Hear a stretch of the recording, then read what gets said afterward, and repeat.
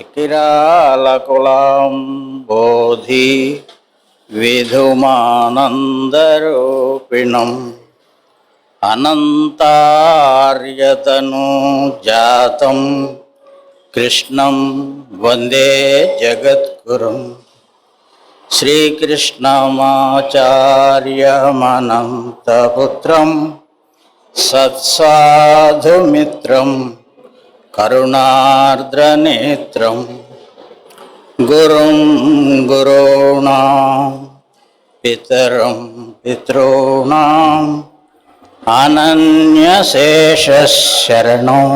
ప్రపద్యే అనన్యశేషశరణం ప్రపద్యే అనన్యశేషశరణం ప్రపద్యే.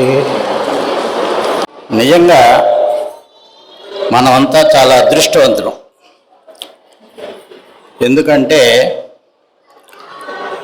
ఒక పరమ గురువు యొక్క సన్నిధిలో ఆయన మార్గంలో పయనించేటువంటి అవకాశం లభించడం ఎన్నో జన్మల సుకృతం. అయితే మీ అందరికంటే నేను కొద్దిగా ఎక్కువ అదృష్టవంతుడిని. ఎందువల్లంటే మాస్టర్ గారితో 1972 సంవత్సరం నుంచి 1984 జనవరి 14వ తేదీ వరకు ఆయన సన్నిధిలో ఉండేటువంటి అవకాశం నాకు మాస్టర్ గారు ప్రసాదించారు. అంటే సుమారు 12 సంవత్సరాలు మాస్టర్ గారు ఉన్నప్పుడు నేను ఆయనతో పరిచయం ఉండటం అనేటువంటిది జరిగింది. దీనికి కారణం నాకు మాస్టర్ గారు ఒక చిన్న వరం ఇచ్చారు. అదేంటంటే టెలిఫోన్ ఉద్యోగం, టెలిఫోన్ శాఖలో ఉద్యోగం. అది నేను మొదట్లో ఏదో అనుకున్నాను, కానీ ఇది కూడా మాస్టర్ ప్లాన్లో ఒక భాగం అని నాకు తర్వాత అర్థమైంది. ఎందుకంటే ఆ ఉద్యోగంలో ఉండటం వల్ల కనీసం వారానికి 10-15 సార్లు నేను మాస్టర్ గారిని ఫోన్లో మాట్లాడేవాడిని. నా వైద్యం అంతా ఫోన్లోనే. పేషెంట్ సిమ్టమ్స్ మాస్టర్ గారికి చెప్పటం, మాస్టర్ గారికి చెప్పిన మందు తీసుకెళ్ళి పేషెంట్కి వేయటం, ఇదే నా ఉద్యోగం. దానికి ఈ ఉద్యోగం చాలా ఉపయోగపడింది. ఆ సందర్భంలో నాకు మాస్టర్ గారితో చాలా అనుభూతులు ఉన్నాయి. అయితే మీలో ఎంతమందికి మాస్టర్ ఈకే గారితో అనుభవాలు ఉన్నాయో నాకు తెలియదు. ఫిజికల్గా ఆయన చూసిన వాళ్ళు ఎంతమంది ఉన్నారో నాకు తెలియదు. కానీ నాకు ఉన్నటువంటి అనుభవాల్ని మేము ఉన్నప్పుడే మీతో పంచుకోవాలనేటువంటి ఒక సదుద్దేశంతో నేను ఈరోజు మీ ముందున్నాను. అందులో కొన్ని ముఖ్యమైనటువంటి ఘటనలు నన్ను బాగా ప్రభావితం చేసినటువంటి కొన్ని ఉన్నాయి. అవి చాలా ఇంట్రెస్టింగ్గా ఉంటాయి. అందులో నాకు ఇచ్చిన సమయంలో 1-2 సన్నివేశాలు మీతో పంచుకోవడానికి ప్రయత్నిస్తాను. అందులో మొదటి సన్నివేశం, మొట్టమొదటిగా నేను ధారా రామనాథ్ శాస్త్రి గారికి శిరస్సు వంచి పాదాభోదనం చేస్తున్నాను. ఎందుకంటే ఆ శాస్త్రి గారు లేకపోతే మా శ్రీకే గారు అంటే నాకు ఎవరో తెలియదు. నేను ఆయన దగ్గర ఏదో నేర్చుకోవాలన్నటువంటి ఆశతో ఆయన శిష్యరికం చేస్తున్నప్పుడు ఆయన టేబుల్ మీద మాస్టర్ గారి ఫోటో పెట్టుండేది. మనకెందుకు, ఆయన ఎవరో తాతగారు ముత్తాత ఉంటారు, గడ్డం మీసాలన్నీ ఉన్నాయి, ఆయన మీద ఉండే గౌరవం చొప్పున పెట్టుకొని ఉంటారు. నేను అడిగేవాడిని కాదు. ఆయన రోజు ఆ ఫోటో ముందు 2 అగరబత్తులు వెలిగించేవాడు. కొంతకాలం అయిన తర్వాత అడిగాను, సార్ ఈయన ఎవరు, ఈ మీసాలు ఆయన ఎవరు, మీ తాతగారు అంటే కాదండి, మా గురువు గారు, ఆయన పేరు సివి గారు అని చెప్పారు. చెప్పినప్పుడు సరే ఏదో మనకు తెలియని విషయం అని నేను సైలెంట్గా ఉండిపోయాను. తర్వాత ఒక రోజున నేను ధారా రామనాథ్ శాస్త్రి గారి దగ్గర కొన్ని నేర్చుకోవాలని తరచుగా కలవడం జరిగేది. ఒక రోజున వాళ్ళ ఇంటికి వెళ్ళిన సందర్భంలో వాళ్ళ ఇంటి ముందు చాలా హడావుడిగా ఉన్నది. చాలామంది వెయిట్ చేస్తున్నారు. వీళ్ళంతా ఎందుకు వెయిట్ చేస్తున్నారు అని వాళ్ళలో ఒకరిని అడిగినప్పుడు వాళ్ళు ఏం చెప్పారంటే, రామనాథ్ శాస్త్రి గారు గురువు గారు ఎకిరాల కృష్ణమాచార్య గారు అని ఆయన వచ్చారు. ఆయన హోమియో వైద్యులు, చాలా గొప్పవాడని చెప్పారు. సరే, ఎవరో మహానుభావుడు అయి ఉంటాడని చెప్పి నేను బయట నిల్చొని ఉన్నాను. నాకు తెలిసినటువంటి ఇంకో లెక్చరరు ఒంగోలు చలపతిరావు గారు ఆయన ఏం ఆడితే వచ్చావన్నాడు. ఆయన నా దగ్గర అప్పుడు నాకు తెలిసిన వైద్యం చేస్తూ ఉండేవాడిని. ఏం వచ్చామంటే ఎవరో వచ్చారట కదండి మాస్టర్ గారు, ఆయన చూద్దామని వచ్చానన్నాడు. అంటే సరే నేను కూడా మిమ్మల్ని పరిచయం చేస్తాను మారితే ఉండన్నారు. అలాగే నిల్చున్నా. ఇంతలో తమాషగా మాస్టర్ గారు బయటకు వచ్చారు. మీకు అందరూ తెలుసు మాస్టర్ గారికి సిగరెట్ అలవాటు ఉండేదని.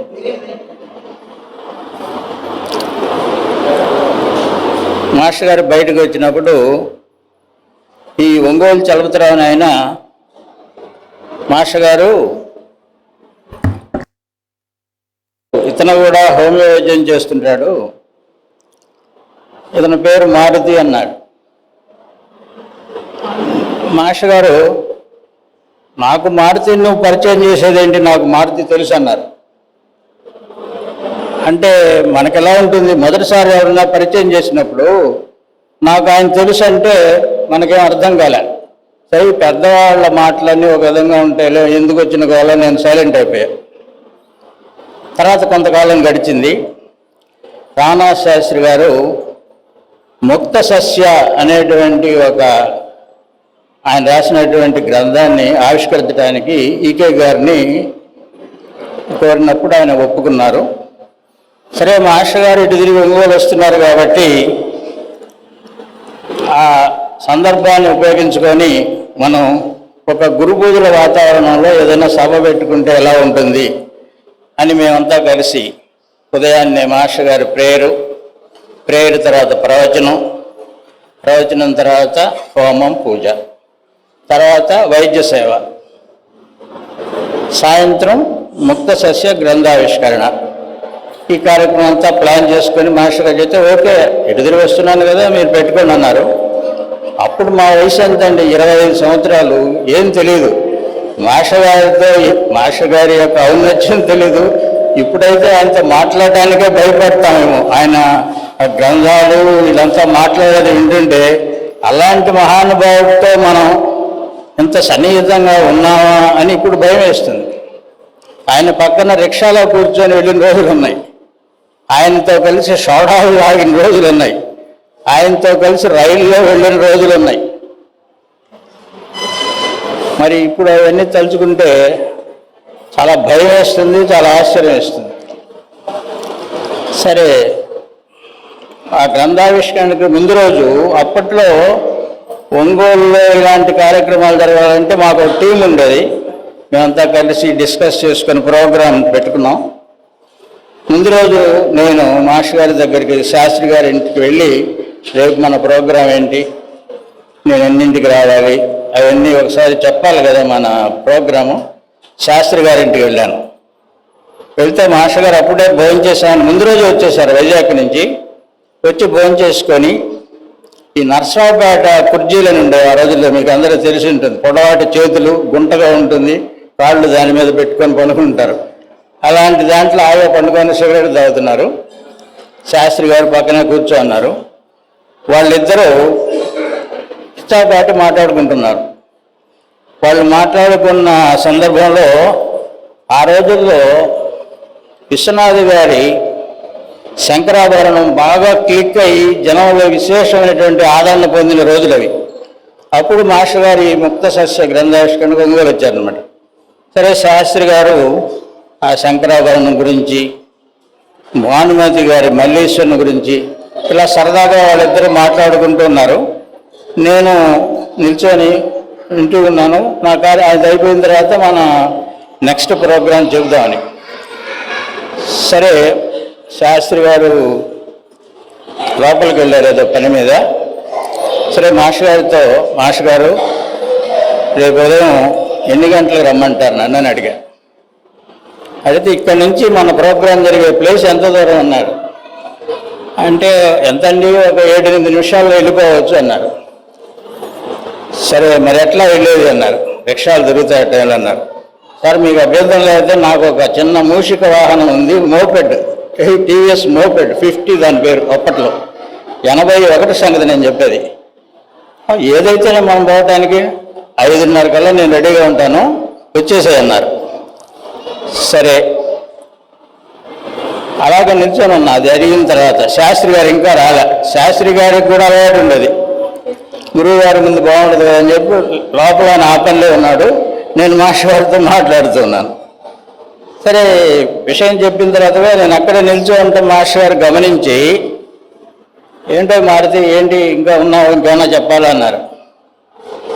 సరే అవకాశం దొరికింది కదా అని చెప్పి, నాకు ఆ రోజుల్లో మాస్టర్ గారికి మా ఇంట్లో ఏమైనా భోజనం పెట్టాలి అని ఒక కోరిక ఉండేది.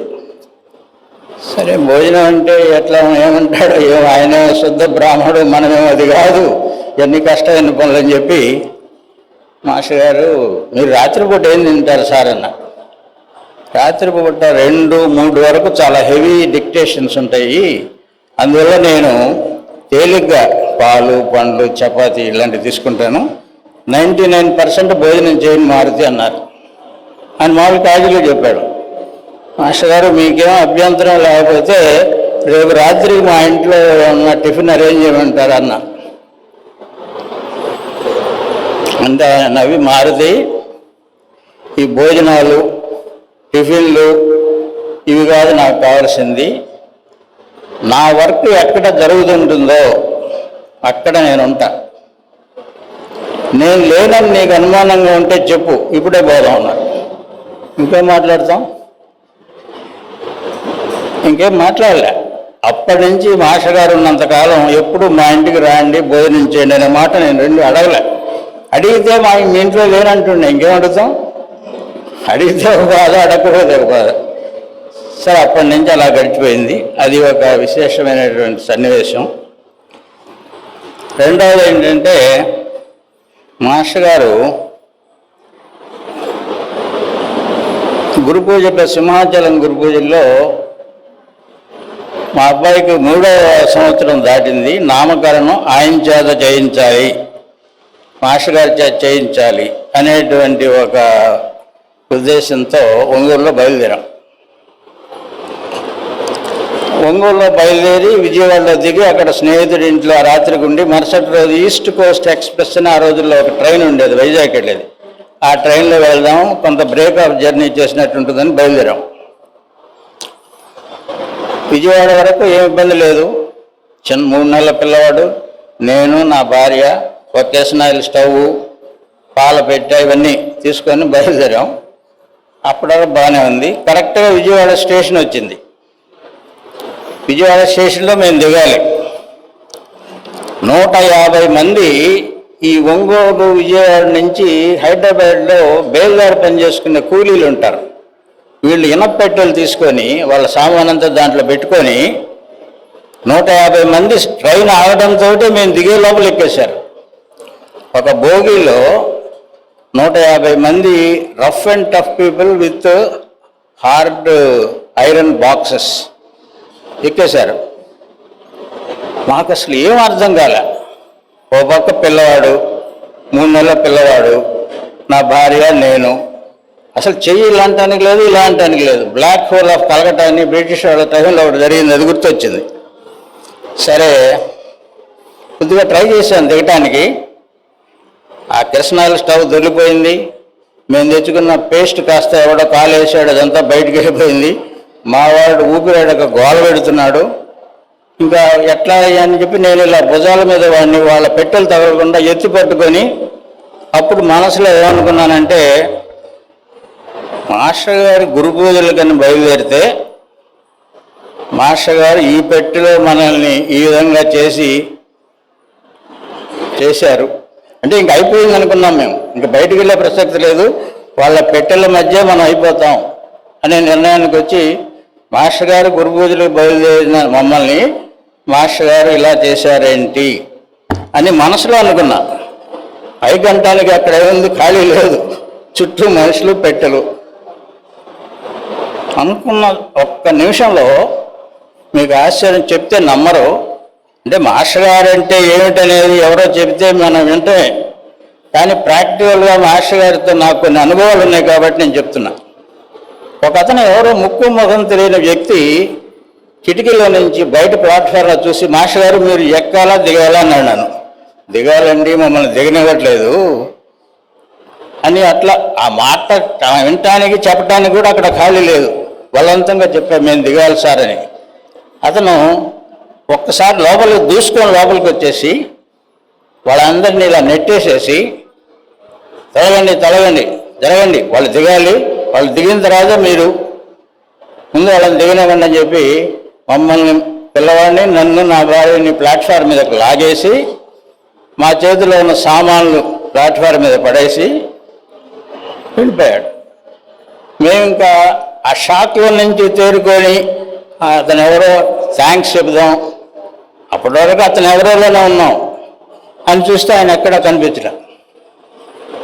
ఎవరెవరో అప్పుడప్పుడు కొంతమంది మంచి పనులు చేస్తుంటారు కదా, అలాంటి వాడు అయి ఉంటాడు అనుకొని సరిపెట్టుకొని మరుసటి రోజు ట్రైన్ ఎక్కి విశాఖపట్నం గురు పూజలు సింహాచలంలో జరిగేప్పుడు ఆ సింహాచలం గురు పూజలకు వెళ్ళి సింహాచలంలో మాస్టర్ గారు ఉన్నప్పుడు గురు పూజలకు వెళ్ళిన ప్రతి భక్తుడు ఫస్ట్ చేసేది ఏంటంటే మాస్టర్ గారికి నమస్కారం చేసుకోవడం. ముందు ఆయన చూసి ఆయన పాద నమస్కారం చేసుకున్న తర్వాతనే మిగతా. సరే నేను నా భార్య పిల్లవాడిని తీసుకొని మాస్టర్ గారు ఆ డయాస్కి ఎదురుగా రైట్ సైడు తెల్ల పంచి కట్టుకొని నిల్చొని వచ్చిన వాళ్ళందరినీ పలకరిస్తూ భుజం తడుతూ నవ్వుతూ మాట్లాడిస్తున్నారు. ఒక 5 నిమిషాలు అంతా చూసి వాళ్ళు కొంత సర్దుకున్న తర్వాత నేను వెళ్ళి పాద నమస్కారం చేస్తే భుజం మీద తట్టి వీపు మీద భుజం మీదగా. నాకు విచిత్రం ఏంటంటే మాస్టర్ గారితో నేను గడిపిన 12 సంవత్సరాల్లో ప్రతి బిట్టు నాకు యథాతథంగా గుర్తున్నాయి. అది ఆశ్చర్యకరమైన విషయం. నాకు నో ఐఎమ్ 75 రన్నింగ్. మాస్టర్ గారు ఏ పక్క నుంచున్నారు, ఏ రోజు ఏ చొక్కా వేసుకున్నారు అన్నీ గుర్తు. భుజం మీద వీపు మీద తట్టి ఏవో వచ్చేసినట్టేనా అన్నారు. ఏవో వచ్చేసినట్టేనా అనేసరికి నాకు ఎవడో కరెంట్ షాక్ కొట్టినట్టయింది.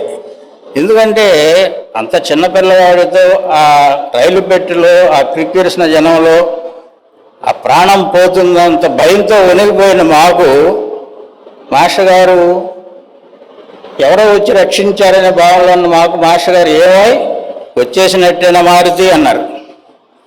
అనేసరికి నాకు వాయిస్ ఫెయిల్. ఇలా చూస్తే ఆయన నాకు సాక్షాత్తు కృష్ణుడిలా కనిపించాడు. అంటే ఆ పెట్టెలో నుంచి మమ్మల్ని బయటికి లాగింది, మమ్మల్ని సేవ్ చేసింది మాస్టర్ గారే డిసైడ్ అయిపోయింది.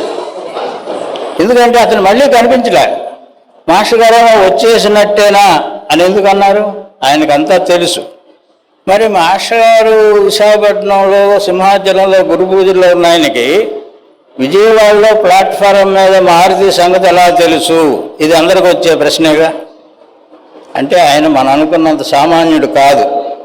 ఎందుకంటే 2-3 సందర్భాల్లో మాస్టర్ గారు ఏమిటనేది మనకు అర్థమవుతుంది. ఒకటి, ఒకరోజు రాధామాధంలో ఇక్కడ సోదరి ఉషారాణి గారు ఉన్నారో లేదో మరి, ఎప్పుడు మాస్టర్ గారు ఉదయం సాయంత్రం 6 గంటలకు ప్రేయర్ చేసుకుంటారు, అందరికీ తెలిసిన విషయమే. ఒకరోజు రాధామాధంలో నేను చాలాసార్లు వెళ్ళాను మాస్టర్ గారు ఉన్నప్పుడు. ముందు గదిలో ప్రేయర్ హాలు, మాస్టర్ గారు పండుకునే బెడ్రూమ్ సపరేట్గా ఉంటుంది. రాత్రి 12 గంటలప్పుడు వీళ్ళు ఏదో మెలకు వచ్చి శిష్యులు సత్యబాబు నాకు ఆయన ఉన్నాడు, వీళ్ళు లేచి చూస్తే మాస్టర్ గారు మెడిటేషన్లో ఉన్నారు. వీళ్ళకి అర్థం కాలే. అర్ధరాత్రి ఈయన ఎప్పుడు మనల్ని 6 గంటలో ప్రేయర్ చేస్తాడు, ఈయన అర్ధరాత్రి చేస్తున్నాడు ఏంటని చెప్పి, సరే అప్పుడు అడిగితే ఆయనకి ఏం కోపం వస్తుందని చెప్పి మరుసటి రోజు అడిగారు, మాస్టర్ గారు మీరు రాత్రి 12 గంటలప్పుడు మెడిటేషన్ చేస్తున్నారు ఏంటని అడిగారు. అంటే మాస్టర్ గారు ఇచ్చిన సమాధానం ఏంటంటే, నాకు అప్పుడు జిల్లాల 3 అమ్మవారితో కొద్దిగా పని పడిందో వెళ్ళొచ్చాను అన్నారు. జిల్లాల 3 అమ్మవారితో చిన్న పని పడింది వెళ్ళొచ్చాను అన్నారు. అంటే రాధామాధంలో కూర్చొని ఉన్న ఆయన జిల్లాల 3 ఎక్కడ, విశాఖపట్నం ఎక్కడ, వెళ్ళొచ్చాను అనేసరికి వీళ్ళకి అర్థం కాలే. అయితే మాస్టర్ గారు ఏంటంటే ఇలా విషయాలు మాట్లాడేటప్పుడు మనల్ని కొద్దిగా మోసం చేస్తారు. మనం ఎక్కువ అడగకుండా కొద్దిగా దాటేస్తారు అనమాట. లేకపోతే మనం వదిలిపెడతాం. ఎట్లా వెళ్ళారు సార్, ఫ్లైట్లో వెళ్ళారా, మొదలు పెడతాంగా. అందుకని ఆయన వెళ్ళొచ్చాను సరే, కానీ నెక్స్ట్ ఏంటి మనం ఇప్పుడు ఏం చేయాలి అనేసరికి వీళ్ళు కూడా సర్దుతున్నారు. అట్లాగే ఇంకో సందర్భంలో మాస్టర్ గారు కోడూరులో గురు పూజలు చాలా బాగా జరిగాయి. ఆ రోజుల్లో కృష్ణస్వామి, మోగుదేవి కృష్ణస్వామి అని ఉండేవాడు. ఆయన గురు పూజలు చేస్తున్నప్పుడు అక్కడ మన లక్ష్మణ యతీంద్రుల వారు మాస్టర్ గారు కోడూరులో కోడూరులో ఉప్పెనొచ్చిన సంవత్సరం గురు పూజలు జరుగుతున్నాయి. ఆ గురు పూజల్లో మాస్టర్ గారు ఉపన్యాసం చెబుతూ మాటల మధ్యలో ఏదో ఒక టాపిక్లో ఏమన్నారంటే హిమాలయాల్లో ఉండేటువంటి శంబళ్ళ గురించి మాట్లాడుతూ 1-2 సార్లు నేను అక్కడికి వెళ్ళొచ్చే అవసరం పడింది అన్నారు. హిమాలయాల్లో ఉండేటువంటి శంబళ గ్రామానికి 1-2 సార్లు వెళ్ళాల్సిన అవసరం వచ్చింది, వెళ్ళాను అన్నారు. శంబళ అంటే ఏమిటో ఇక్కడ ఉన్న వాళ్ళ కొంతమంది బాగా తెలుసు. అవి ఫిజికల్గా మనం చూస్తే కనపడే ఊళ్ళు కాదు, అది కేవలం హిమాలయ యోగులకు మాత్రమే తెలిసినటువంటి ఒక గ్రామం. అక్కడికి మాస్టర్ గారు వెళ్ళొచ్చారు. ఈ 3 సందర్భాలు చూసినట్టయితే మనకు మాస్టర్ గారు సశరీరంగా కాకుండా ఎక్కడికైనా వెళ్ళగలరు అనేది అర్థమైపోతుంది. తర్వాత మాస్టర్ గారు ఇంకొక విషయం చెప్తాను. మాస్టర్ గారు చాలా ఫాస్ట్గా ఉండేటువంటి ట్రైన్స్లో ఆ రోజుల్లో కోరమండల్ ఎక్స్ప్రెస్, మెయిల్ ఇలాంటి ట్రైన్స్లో ఎక్కువగా జర్నీ చేశాడు. అంటే ఆయనకి జర్నీలో టైం కూడా వేస్ట్ కాకూడదు. ఆ టైంలో కూడా ఏదో ఒక డిక్టేషను, ఏదో ఒక టాపిక్ డిస్కస్ చేయటం ఇలాంటివి జరుగుతుండేవి. అలా వెళుతున్నప్పుడు మామూలుగా మనం ఏంటి రిజర్వేషన్ చేయించుకుంటాం, హాయిగా ఏసీ బోగ్లో ఎక్కి పండుకొని హ్యాపీగా పండుకొని మన డెస్టినేషను ఎక్కడ చేరదామని మనం అందరం అనుకునే విషయం. కానీ మాస్టర్ గారు ఏం చేసేవాళ్ళు తెలుసా, నేను ఒంగోలు నుంచి మారుతి ఫోన్ చేస్తే, నేను రోజు చేస్తుంటాగా మందుల కోసం, నాకు ఫోన్ చేస్తాడు, నేను ఇవాళ రాత్రికి మెయిల్లో పలానా భోగిలో ఉంటాను అని చెప్పండి, నేను ఆ భోగి దగ్గరికి వచ్చి ఉంటానని చెప్పేసేవాడు. నేను ఫోన్ చేయగల వాళ్ళు అప్పుడు 265291 మాస్టర్ గారి నంబర్ వైజాగ్ పింగ్ చేయగల వాళ్ళు సత్యబాబు ఎవరో ఫోన్ ఎత్తి మాట చెప్పారు. ఇంకమ్మడే నేను ఏం చేశాను, అప్పట్లో సెల్ ఫోన్స్ లేవు, మరి నేను ఎట్లా ఇంతమంది కమ్యూనికేట్ చేశానో నాకు అర్థం కాదు. ఇప్పుడు 45 సంవత్సరాల క్రితం సెల్ ఫోన్లు ఎక్కడున్నాయండి? మాకు తెలిసినటువంటి రామనాథ శాస్త్రి గారికి ఇంకా మిగతా వాళ్ళందరికీ ఇంట్రెస్ట్ ఉన్నటువంటి వాళ్ళందరికీ చెప్పేసి కనీసం 20 మంది మెయిల్ దగ్గరికి వెళ్ళిపోవాళ్ళం. ఒకళ్ళు పండ్లు, ఒకళ్ళు పాలు, ఒకళ్ళు ఇంకో తీసుకొని మాస్టర్ గారి దగ్గరికి స్టేషన్కి వెళ్ళి ఏ ప్లాట్ఫారం మీద ఆ ట్రైన్ ఆగుతుంది, ఆ భోగి ఎక్కడ ఆగుతుంది ఇవన్నీ కనుక్కొని అక్కడికి వెళ్ళేసరికి మాస్టర్ గారు బయట, ఆయన ఇప్పుడు రాత్రిపూట కూడా బనీన్ వేసుకొని ఉంటారు, వైట్ పంచి కట్టుకొని బనీన్ వేసుకొని వాకిల దగ్గర ఆ రాడ్ ఉంటుంది చూడండి, ఆ రాడ్ పెట్టుకొని నిల్చొని ఉండేవాళ్ళు. మేము ఆ భోగి దగ్గర రెడీగా ఉండేవాళ్ళం. రెడీగా ఉంటే మాస్టర్ గారు దిగేవాళ్ళు. దిగి అక్కడ వచ్చినటువంటి వాళ్ళు ఎవరైనా పేషెంట్లు ఉంటే వాళ్ళకి టక్ మందులు చెప్పేసేవాళ్ళు. ఇతనికి ఈ మందు వేయి, ఇతనికి ఈ మందు వేయి అని చెప్పేవాళ్ళు. మేము తీసుకున్నటువంటి పండ్లు ఇలాంటివన్నీ తీసుకొని అందరికీ డిస్ట్రిబ్యూట్ చేసేవాళ్ళు. మా భయం ఏంటంటే ఈయన దిగిన తర్వాత రైలు కదిలితే ఈయన ఎక్కడ ఉండిపోతాడు. అందుకే మాస్టర్ గారు మీరు ఎక్కి చెప్పండి, ప్లాట్ఫారం మీద దిగొద్దు, మీరు ఎక్కి మందులు చెప్పండి అంటే ఏం పర్వాలేదు అనేవాడు. ఆయన అందరికీ మందులు చెప్పి అందరి దగ్గర ఉన్న పండ్లు తీసుకొని అవి అందరికి డిస్ట్రిబ్యూట్ చేసి ఎక్కిన తర్వాత అప్పుడు వాడు గ్రీన్ సిగ్నల్ ఇచ్చేవాడు వెనక గార్డ్. అప్పుడు సరే ఒక ఫ్రెండ్ మా సోదర బృందంలో ఒక అతను ఉన్నాడు. అతను ఏం చేశాడంటే ఒక కూల్ డ్రింక్ బాదం అని తాగుతాను చూడండి, అది తీసుకొచ్చాడు. తీసుకొస్తే మాస్టర్ గారికి ఒక గ్లాసులో పోసిస్తే మాస్టర్ గారు తాగారు. బాగా చల్లగా కూల్ డ్రింక్, అది బాదం కూల్ డ్రింక్. ఆ టైంలో రాత్రి 12 గంటలప్పుడు మెయిల్ ప్లాట్ఫారం మీద 2 నిమిషాల టైంలో కూడా మాస్టర్ గారి సెన్స్ ఆఫ్ హ్యూమర్ ఎట్లా ఉంటుందంటే, ఏంటి బాబు ఇది అని, ఏంటో ఇది అన్నారు. బాబుకి ఏంటో ఇది, బాదం సార్ అన్నాడు ఆయన. బాదమా బాధకమా అన్నారు. బాధమా బాధకమా అంటూ నవ్వేసి ట్రైన్ కదిలింది, వెళ్ళిపోయారు. ఇట్లా మాస్టర్ గారు సరే నేను దిగి వస్తుంటే ఒక అతను రైల్వే ఎంప్లాయీ, బాబు మాస్టర్ గారు ఈయన ప్రతి స్టేషన్లో రైలు దిగుతున్నాడు, ఈయనకు పనులు ఇస్తున్నారు, దండలు వేస్తున్నారు, అందరు నమస్కారాలు చేస్తున్నారు, ఈయన ఎవరు సినిమా యాక్టరా అని అడిగాడు ఆయన. అతనికి డౌట్ వచ్చింది. విజయవాడలో దిగారు, తెనాలిలో దిగారు, రాజమండ్రిలో దిగారు, అన్ని చోట్ల దిగుతున్నారు, వస్తున్నారు, దండలు వేస్తున్నారు, పనులు ఇస్తున్నారు, ఈయన అందరికీ బ్లెస్ చేస్తున్నాడు, ఈయన సినిమా యాక్టర్ అంటే కాదండి మా గురువు గారు అన్న. అతనికి అర్థం కాలే, అయిపోయింది. అట్లా మాస్టర్ గారు రైలు ప్రయాణంలో కూడా టైం వేస్ట్ కాకూడదు, నా జర్నీ కూడా 10 మందికి ఉపయోగపడాలి, 10 మంది పేషెంట్లకి మందులు ఇవ్వాలి అని ఆయన అంత ఎక్కువగా మన మీద ఆలోచించేవాళ్ళు. ఇలాంటి కొన్ని సన్నివేశాలు చూస్తే అప్పుడు ఆ రోజుల్లో మాకు అర్థమయ్యేది కాదు, చిన్నవాళ్ళం కాబట్టి. ఒక రోజున శ్రీశైలంలో మాస్టర్ గారు మందులు ఇస్తున్నారు ఒక స్కూల్లో, మేమందరం క్యూలో నిల్చొని మందులు తీసుకుంటున్నాం. మాస్టర్ గారి పక్కన ఒక పక్కన జగన్మోహన్ రావు, ఓ పక్కన డాక్టర్ లూక్ అనే ఒక ఆయన అప్పుడు ఫారినర్ వచ్చి మాస్టర్ గారి దగ్గర హోమియో నేర్చుకొని వెళ్ళాలని వచ్చినాడు. వీళ్ళిద్దరు కూర్చొని మాస్టర్ గారు ఎలా ప్రిస్క్రైబ్ చేస్తున్నారు అవన్నీ వాళ్ళు అబ్జర్వ్ చేస్తున్నారు. మేము మందుల కోసం క్యూలో నిల్చొని ఉన్నాం. సరే నా టర్మ్ వచ్చినప్పుడు నా కేస్ షీట్ ఆయనకి ఇచ్చాను. ఇచ్చినప్పుడు మాస్టర్ గారు ఆ లూక్కి నన్ను చూపెట్టి, mister Luke, he's mister Maruti from Ongole, he's incharge of my dispensary at Ongole అని ఆయనకి నన్ను ఇంట్రడ్యూస్ చేశారు. ఒక ఫారినర్కి మనల్ని ఆయన ఇంట్రడ్యూస్ చేసేంత స్థాయిలో మనం లేవు. అంటే ఆయన వర్క్ చేసే వాళ్ళ మీద ఆయనకి ఎంత ఎఫెక్షన్ ఉంటుంది, ఎంత ప్రేమ ఉంటుంది అనేటువంటిది ఆ లూపుకి నన్ను ఇంట్రడ్యూస్ చేసినప్పుడు నాకు నిజంగా ఆశ్చర్యం వేసింది. అట్లాగే ఇంకొకసారి ఈ జగద్గురుపీఠం జనరల్ బాడీ మీటింగ్ అని సెకండ్ డే 3 రోజులు జరుగుతాయి గురు పూజలు మాస్టర్ గారు ఉన్నప్పుడు. సెకండ్ డేన జనరల్ బాడీ మీటింగ్ అని ఒకటి పెడతారు. అంటే వివిధ కేంద్రాల నుంచి వచ్చినటువంటి గణపతులు, ప్రాంతీయ గణపతులు అంటారు. అంటే ఆ సెంటర్కి ఇన్ఛార్జ్ వాళ్ళందరూ కలిసి కొన్ని నిర్ణయాలు తీసుకోవటం, జనరల్ బాడీని మళ్ళీ ఎలక్ట్ చేసుకోవటం, ఇలాంటి కార్యక్రమానికి జనరల్ బాడీ మీటింగ్ అంటారు. సరే మేమందరం కూర్చొని ఉన్నాం, అందరూ సెల్ఫ్ ఇంట్రడక్షన్ ఇచ్చుకోండి అన్నారు. సరే ఒక్కొక్కరు వాళ్ళని వాళ్ళు పరిచయం చేసుకుంటున్నారు. నేను లేచి నా పేరు మారుతి అండి, ఒంగోలులో మాస్టర్ గారి డిస్పెన్సరీ చూస్తుంటానని కూర్చున్నా. లేవో అన్నారు మాస్టర్ గారు. నాకు మాస్టర్ గారిని చూస్తే ఎంత చనువు, అంత భయం. ఎందుకంటే మమ్మల్ని ఇంట్రడక్షన్లోనే ఒకరోజు అరగంట తిట్టారు, ఆపకుండా అరగంట తిట్టారు 77లో.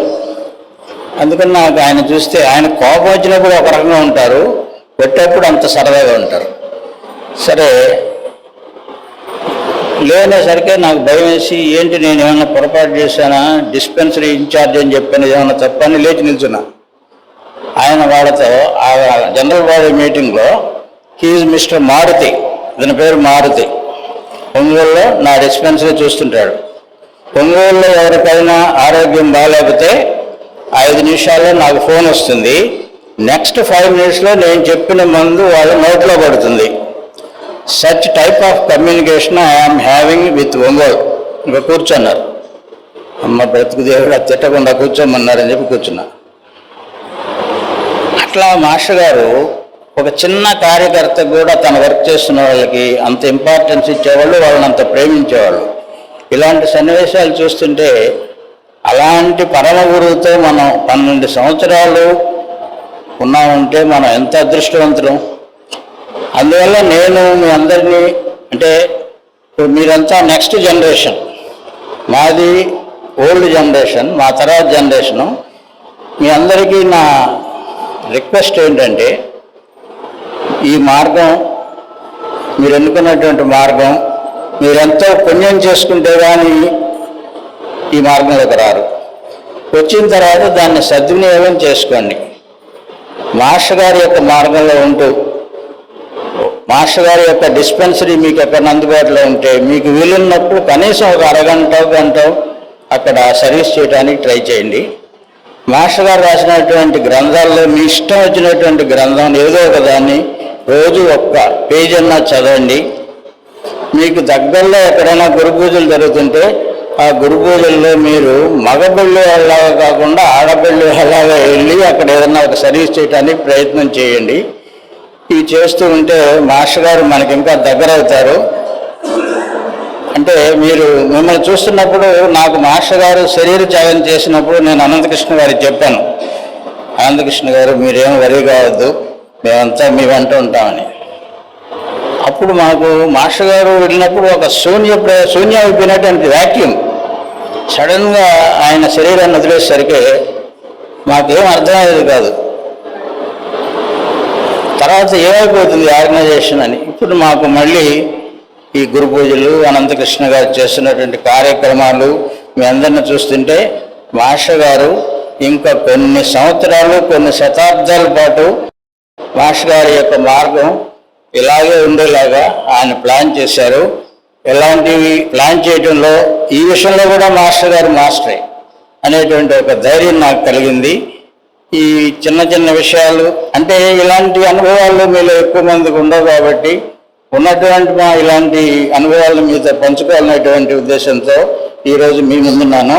వాసుదేవ.